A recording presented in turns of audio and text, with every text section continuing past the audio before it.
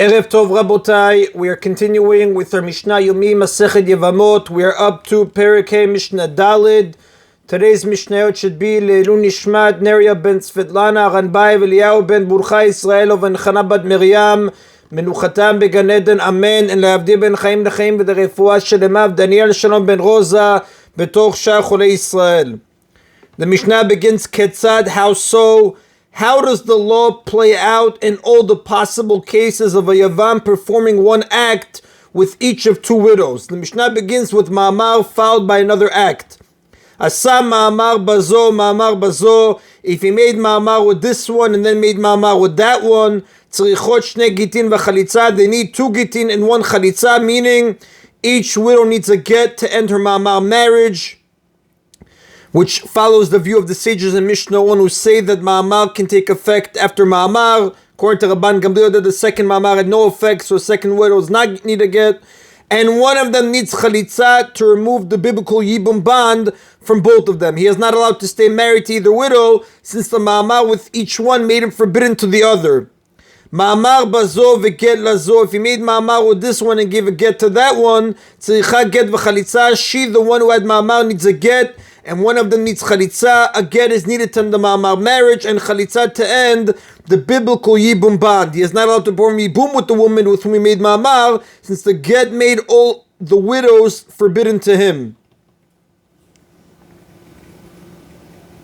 Ma'amar bazo ba'alet zo. If he made Ma'amar with this one and then cohabited with that one, tzrichot shnei gitin v'chalitza. They need two gitin and one chalitza. One get is needed to end the Ma'amar marriage and the other to end the Yibum marriage with the one with whom he cohabited. Since Ma'amar takes effect only on the rabbinic level, on the biblical level, the widow was permitted for Yibum. Therefore, his cohabitation with her was a valid Yibum and she became his full wife. Nevertheless, she is rabbinically forbidden to him because of the Ma'amar he made with the other one, so she now needs to be divorced. However, since the cohabitation was flawed, she still needs Chalitza. Like the commentators explain, one get is needed to end the Ma'amar marriage, and the other to end the Yibum marriage with the one with whom he cohabited, because since the cohabitation was flawed, she needs Chalitza. So that's why the Mishnah says they need two Gitin and one Chalitza. And the commentators explain the cohabitation did not remove the Yibum bond completely because she was rabbinically forbidden to him. Therefore, she still needs Chalitza to remove the remainder of the Yibum bond. Ma'amar bazo v'chalatz lazo. If you made Ma'amar with this one and gave Chalitza to that one, Arishonat tzricha get. The first one needs a get to end her Ma'amar marriage. Since Chalitza has already been done, nothing further is required. The Mishnah continues with the case of a get followed by another act. Get lazo v'get lazo. If you gave a get to this one and a get to that one, tzrichot emenu chalitza. They need chalitza from him to remove the biblical Yibum bond. Since a get does not completely remove a Yibum bond, they still need chalitza to finish the process. However, chalitza with one widow was enough. The Mishnah says that they need chalitza because neither can get married before it is performed. But, like we said, chalitza with one widow is enough. Get lazo ba'alet zo. If he gave a get to this one and then cohabited with that one, tzricha get v'chalitza, the second widow needs a get and chalitza. The get to end the biblical marriage created by the cohabitation, and chalitza because the cohabitation was flawed because it was forbidden on account of the get to the first widow. And a flawed cohabitation does not fully erase the Yibum bond.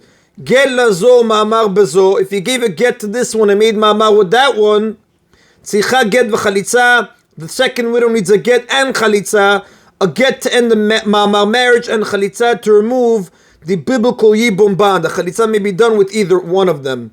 Get lazu v'chalatz lazu. If you gave a get to this one and performed chalitza with that one, enacha chalitza klum, there's nothing after chalitza.